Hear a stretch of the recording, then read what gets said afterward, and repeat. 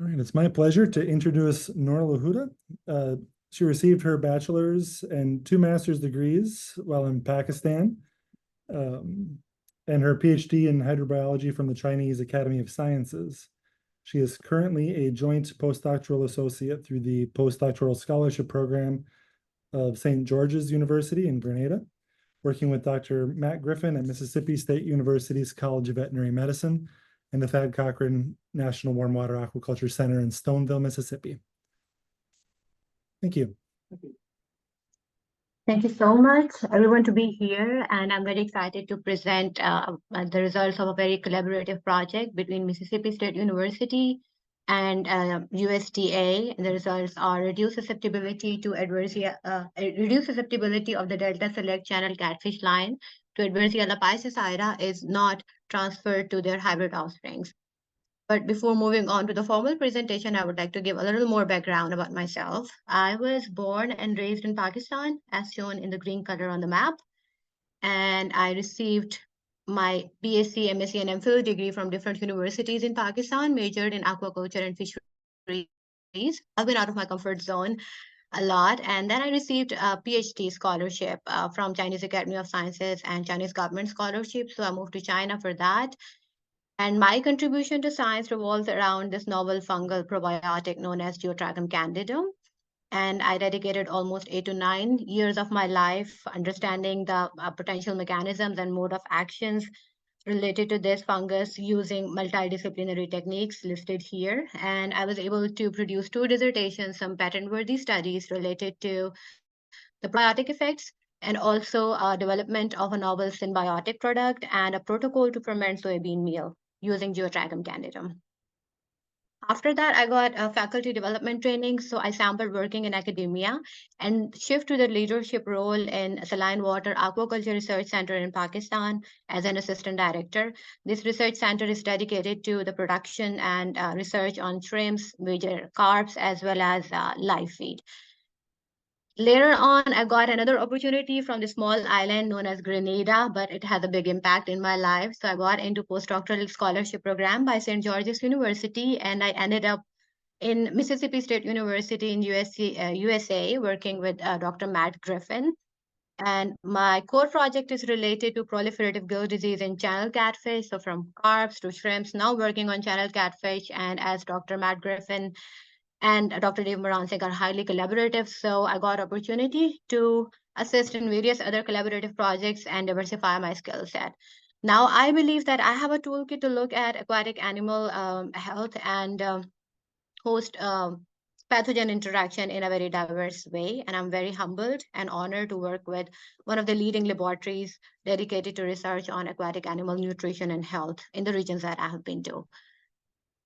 But today's talk is more about hybrids. So those who do not know, hybrid catfish is a cross between male blue catfish and a female channel catfish.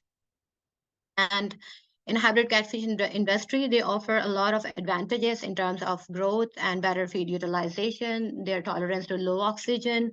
Importantly, their susceptibility, which is reduced to certain diseases, and due to their uniform size, they offer many advantages in terms of production and management. But on the other hand, there are certain disadvantages related to their size as they do not grade well. So the important strategy, which is usually adopted by the farmers, is to raise them in a all in and all out system.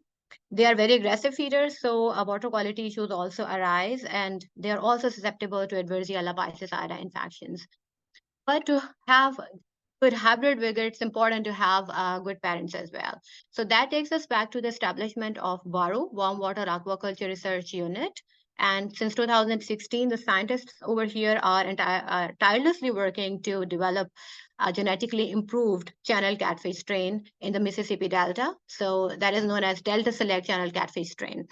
So they evaluated around 150 families per year, and they selected the families based on the genetic breeding value related to the traits like growth and carcass yield for up to 5 generations. And finally, in 2020, the catfish line was introduced to the farmers, and shout out to Dr. Brian Bosworth and Dr. Jeff Walbeezer, who recently received an Impact Award for the production of a Delta Select catfish that offers around 25% increase in growth rate and almost 0.9% greater carcass yield. So the number might look a little bit numerically low, but it has a huge impact in catfish industry.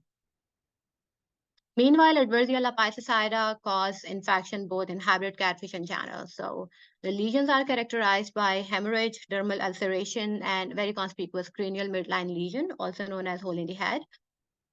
However, in terms of production, hybrid share in almost of 53% production area in tri-state, like including Arkansas, Alabama, and Mississippi, compared with the channel catfish, which shares of 47% production area. However, as per diagnostic laboratory reports in Stoneville, we received almost 9% cases of E. piscicida last year, out of which more than 90% are reported in hybrid catfish, which shares in almost a 53% of production area. So MSU and USDA collaborated on this project to assess susceptibility of Delta Select line, which is genetically improved, and a Delta control line, which is randomly bred from the base population. And both of the lines were exposed to Adversia lactelleri and Adversia piscicida infection. While we did not see significant differences in Adversia lactelleri challenge, I would like to share Adversia piscicida infections. So both Delta Select and Delta Control lines were exposed to a high dose of 6.3 log5 and a low dose of 1.9 log5 of Adversia piscicida intraperitoneally injected or intracelomically injected. As you can see over here, Delta Select line offered a reduced mortality or statistically improved a survival rate of Delta Select line was observed. So that led us to think that whether the superior resistance to Adversia piscicida challenge can be transferred to the offsprings of Delta Select channel catfish parents. So to check this hypothesis, we established this study at NVEC facility this year. We stocked Delta Select and Delta Control hybrids and 28 fish per tank belonging to 14 families. And they were challenged with high dose of 3.5 log5 of E. piscicida in 8 tanks, whereas 4 tanks from each line served as non-exposed control. And the same strategies was followed for the low dose treatment. A 1.5 log5 CFU per fish were injected intraperitoneally. And the endpoints were to assess cumulative percent mortality. We also re-isolated the bacteria from kidney to confirm Koch's postulate through multiplex PCR actually. So here are the results. As you can see in the graph here on the high dose end, we did not see any difference between Delta Select and Delta Control line in terms of cumulative percent mortality. So the results are very comparable when they were exposed to the high dose. However, numerically low but statistically non-significant results were observed between Delta Control and Delta Select line when exposed to a low dose of Adversia piscicida. And survival patterns were pretty much set after 8 days or so, so we concluded our experiment in 16 days. So in conclusion, what we see that the reduced susceptibility to E. piscicida infection that we were able to see in the previous study last year, it does not appear to be transferred to their hybrid offsprings, although E. piscicida still causes disease in channel catfish. But thanks to the scientists and USDA, the Delta Select line of channel catfish is still beneficial to the industry by offering superior resistance to E. piscicida infection. Now, the second question is if the hybrids are not getting it from channel catfish, then from where they're getting this reduced susceptibility. So the answer probably lies in the research conducted by Dr. Stephen Reichley and Dr. Abigail Ormwood in different years, indicating blue catfish are more susceptible to Adversia piscicida. So probably this susceptibility to E. piscicida infection is coming from the blue catfish parent.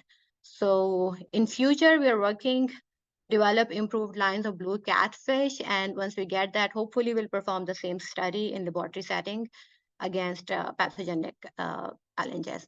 With this, I would like to acknowledge all the research groups that collaborated for this study, Dr. Matt Griffin, Dr. Brian Bosworth, Dr. Jeff Walbeather from USDA, Dr. Koo, and our students who visited us today, this summer, Samantha and Abigail, and my funding agencies.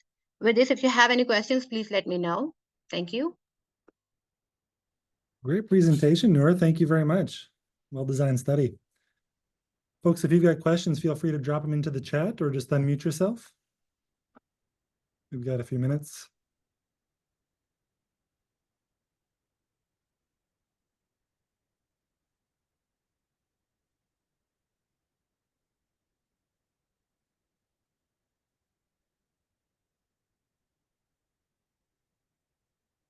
Well, it's a quiet group today. Noor, thank you very much for the presentation.